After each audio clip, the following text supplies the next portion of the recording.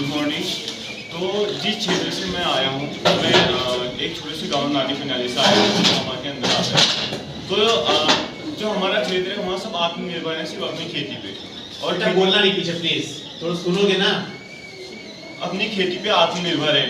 और हमारे वहाँ मुख्यतः राजमा, मक्के और सब्जियाँ ये होती हैं। अब जब एक किसान अपनी सारी लागत जो अपने बीजों में और अपनी खाद में उन चीज़ों में लगाता है, उसके बाद जब फसल उगती है, उसके बाद जब जानवर आके उसको पूरा बर्बाद कर देता है, किसान क्या होता है, बहुत निराश हो जाता है। निराश होने के बाद या तो वो पलायन करने की सोचता है या कृषि करने की सोचता है, कृषि छोड़ने की सोचता है। उसके बहुत सारे खेत बंजर हो जाते हैं जो दूर दूर के इलाके में है। उसके जो घर के पास के खेत हैं वही सिर्फ बोता है, वही सिर्फ उसमें जुताई करता है और वही सिर्फ बंजर नहीं रखता है, बाकी उसके खेत बंजर होते हैं। और इसके लिए हमने सर्वे भी किया था। हम घूमे जी में से सिर्फ हमने जो मेरा एक जहाँ हम सर्वे किया था उसमें सिर्फ एक ही ऐसा आदमी था जिसने अपने पूरे के पूरे 15 के 15 खेत बोए हुए थे। बाकी किसी के 10 खेत खाली थे, किसी के 15 खेत खाली थे, जो बंजर छोड़े हुए थे, बहुत अच्छे अच्छे खेत जिनमें पहले बहुत पैदावार होती थी, जहाँ बहुत पहले उससे मुनाफा कमाते थे।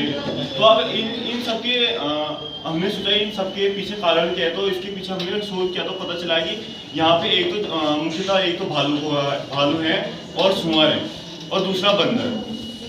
ये तीनों मिलके हर किसान की फसल बर्बाद कर रहे हैं। इसके लिए और अब हम ये सोच करते जा रहे थे। तो फिर अब मेरा गांव नानी पनाली, जहाँ हमने सोच किया तब मेरा जो स्कूल है वो 5 किलोमीटर दूर है। तो मैंने कमरा किया था। तो हर रात जब मैं सोता था तो सोने के बाद क्या बड़ा कनिस्टर बजता था रात को। जैसे मैं सोने की कोशिश रहने वाला है, पूछा कि ये कनिस्टर की आवाज़ कहाँ की, तो ये बोला कि खेत है, खेतों में रात भर जानवर आते हैं। दिन भर तो किसान पहरेदारी करके बचा लेता है, पर रात को जानवर आते हैं। तो रात को क्या किया जाए, एक तो जंगली सुअर है वो 10-12 के झुंड में आते हैं। 10-12 के झुंड में आने के बाद अगर कोई किसान उन पर जाए तो उनके साथ रात भर अपने खेतों पर कैसे बैठे रहे, कौन क्या पता कब कहाँ से हमला कर दे, क्योंकि 10-12 साथ में, फिर भालू।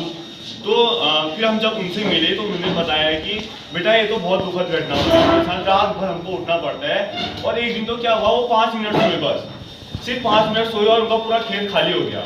रात भर उठना है। परिवार में से सिर्फ एक ही ड्यूटी लगती थी, टाइम टाइम पे बाहर जाओ। उन्होंने एक रस्सी लगाई हुई थी अपने खेत में और एक कनिस्टर में एक पत्थर बांधा हुआ था और इम्प्रूव किया।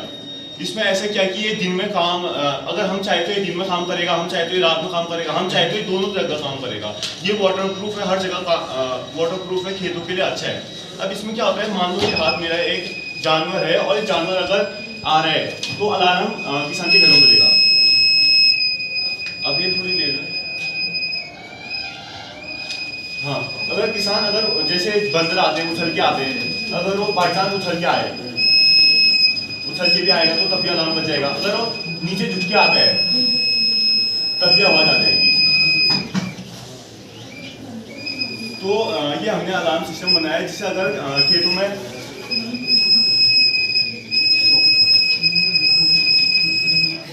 इसको खेतों में किसान लगाता है अपनी जैसे बाउंड्री है, क्योंकि जानवर क्या होता है एक फिक्स जगह से आता है जहाँ पे जंगली जानवरों का रास्ता होता है, जहाँ से जानवर अंदर आते हैं। क्योंकि अगल बगल घर होंगे, घरों के उससे तो नहीं आएगा, पर अगर एक मेन रास्ता है तो जानवर वहीं से अंदर आते हैं। अगर हम वहाँ पे ये अलार्म सिस्टम लगा ले तो क्या होगा, हम अपने खेतों को बचा सकते हैं। और हमने क्या किया है, अलार्म सिस्टम सिर्फ किसान के घर में बजेगा।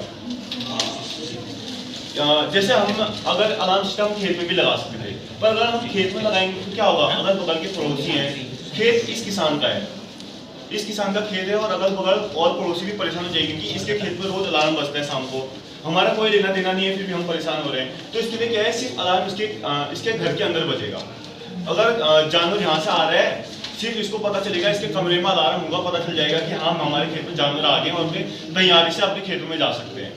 तो इन सबसे हमने जब गांव वालों को अपना प्रोजेक्ट दिखाया, हम स्कूलों में भी गए, वहाँ भी हमने प्रोजेक्ट दिखाया। और जब स्कूलों में जब हमने ये दिखाया प्रोजेक्ट, उसके बाद गांव वालों का एक क्वेश्चन उठा कि हम इतना अगर अब ये अलार्म सिस्टम लगाएंगे, अभी तो ये छोटे तौर पे बनाया है, उस टाइम पे हमको लेजर की शक्तिशाली चाहिए होगी। अब लेजर चाहिए तो अब उसकी रेंज तो बहुत होगी, क्योंकि लेजर है वो, रेंज जितना हमने एरिया कवर करना है वो तो हो जाएगा, पर क्या है इसमें खर्चा आएगा। तो किसानों का सवाल था कि जितना खर्चा हम इसमें लगा रहे हैं उससे बढ़िया हम तो अपने खेत में जो नुकसान हुआ है उसकी भरपाई हो जाएगी, उससे बढ़िया हम ये लगाए ना। तो हमने हमने उनको ये समझाया कि जैसे एक बार तुम्हारा नुकसान हो गया, तुम एक बार में तो उसका भरपाई कर सकते हो, पर अगर तुम उसी एक बार की भरपाई के पैसों से अगर तुम ये अलार्म सिस्टम लगा लोगे तो क्या हो जाएगा, बार बार की तुम्हारी फसल बच जाएगी। और ऐसे हमने बहुत क्वेश्चन किए थे उनसे कि जैसे तुम्हारे कितने खेत बंजर हो चुके हैं और कितने खेत तुम उपजाऊ हैं, जिनमें से हमने जहाँ जहाँ सर्वे किया था उन टोटल 252 खेत थे उन सबके मिला के, और जिनमें से 95 खेत उनके बंजर थे, क्योंकि वो वहाँ देखभाल ही नहीं कर पाते थे। किसी के घर में कोई अकेली है, कोई बाहर चले गए हैं, पलायन कर चुके हैं, क्योंकि कृषि से उनको कुछ मिल नहीं रहा है, तो इन सबसे डिसअपॉइंटेड होकर वो या तो पलायन कर चुके हैं या कृषि छोड़ चुके हैं।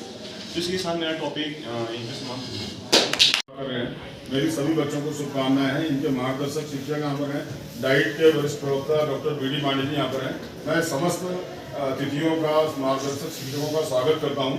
जैसा आप सब लोगों को मालूम है कि ये राष्ट्रीय स्तर तक होने वाला कार्यक्रम है, जो विद्यालय से प्रारंभ होते हुए उसके बाद ब्लॉक, जनपद और राज्य स्तर पर इसमें प्रतिभाग करते हैं, और उसके बाद राज्य से 16 बाल वैज्ञानिक राष्ट्रीय स्तर पर। इसमें ये कोई प्रतियोगिता नहीं है, इसमें आपने अपने आसपास की कोई समस्या को चिन्हित करना होता है और उसका वैज्ञानिक समाधान प्रस्तुत करना होता है अपने शोध अनुभव पत्र के हिसाब से।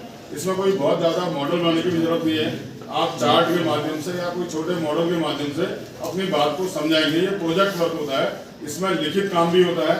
आपकी एक फाइल बननी चाहिए जिसमें आपने ये असली में कम से कम 3-4 महीनों का शोध अनुभव पत्र है, रिसर्च वर्क है। इसमें किसी समस्या को आपने जब चिन्हित किया, जैसे मैं एक उदाहरण दे रहा हूँ आपको, मान लिया आप कपकोट के किसी गांव में रहते हैं, पोथिंग गांव में रहते हैं, तो आपने पोथिंग गांव में वहां पर पानी से स्वास्थ्य पर क्या प्रभाव पड़ रहा है इसका अध्ययन करना है। तो आप वहां पर पानी किस स्रोत से पीते हैं वहाँ के लोग, वहाँ आप जाएंगे, उनसे बात करेंगे कि वो हैंडपंप का पानी पीते हैं या नदी का पानी पीते हैं या कोई जल संस्थान की कोई स्कीम है उसका पानी पीते हैं, उबला पानी पीते हैं, फिल्टर का प्रयोग करते हैं या आरओ का प्रयोग करते हैं। उनका स्वास्थ्य के आंकड़े क्या हैं, वहाँ के निकटवर्ती हॉस्पिटल में जाके आप उनके स्वास्थ्य के आंकड़े भी आप वहाँ प्रस्तुत कर सकते हैं, उनसे पूछ सकते हैं। एक निष्कर्ष में पहुंचे, वो ये इस तरीके की एक रिसर्च वर्क है। क्षेत्र अलग अलग हो सकता है, जैसे इस बार का है कि अपने इकोसिस्टम को जाने। हम